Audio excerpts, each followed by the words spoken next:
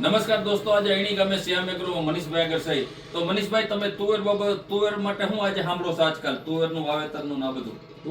તુવેર બાબતમાં આજકાલમાં તો જે કાલાવાડ બાજુ છે રેટીઓનું બહુ માણસો કહે છે કે રેટીઓ તુવેર બહુ સારી, એના વિશે તમે કયો કે આ કેવી વેરાયટી છે? તો મિત્રો, અરીનો કંપનીમાંથી જે મગફળીમાં ઓતરા વેરાયટી આવે છે અને તુવેરમાં આપણે રેટીઓ કરીને વેરાયટી આપી હતી.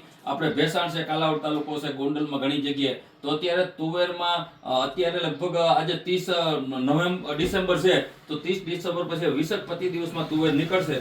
અત્યારે તુવેર એકદમ નીચે નમી ગઈ છે, ફૂલ ભરચક આ તુવેર છે એ ભરચક ફાલ ભર્યો છે. મીડિયમ એની હાઈટ થાય છે, ફૂટ જબરજસ્ત થાય છે અને 160-70 દિવસે તૈયાર થાય છે. તો મિત્રો, 2026 ચોમાસામાં તમારે તુવેરો વાવવી હોય તો અત્યારે બહુ ડિમાન્ડમાં છે. તો અમારી ઓતરા મગફળી આવે છે, તો તમારે ઓતરા મગફળીની 5 લાઈન કરવાની અને 6 ફૂટે તમારે તુવેર નાખવાની. એટલે તમારે શિયાળુ પાક કોઈથી વાવવો જ ન પડે.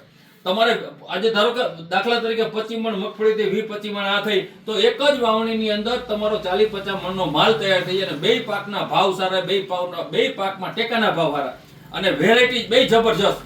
આ ઓતરાઈ મગફળી અત્યારે બહુ ફેમસ છે. એમ આ જે અરીનોની જે તુવેર છે, ઈ જે રેટિયો વેરાયટી છે, અત્યારે બધી જગ્યાએ ધૂમ મચાવે છે. તો અત્યારે બે વસ્તુ તમને બતાવેલી છે. ઓતરા તો તમે બધા મનીષભાઈ તમે જોયેલી છે. તો આવતી સાલે ઓતરા અને રેટિયો તુવેર મિક્સ કરીને વાવો તો ખેડૂતો માટે ખૂબ જ ફાયદો થાય એમ છે. તો અત્યારથી જ એટલા માટે આપણે પૂરો બતાવ્યો છે.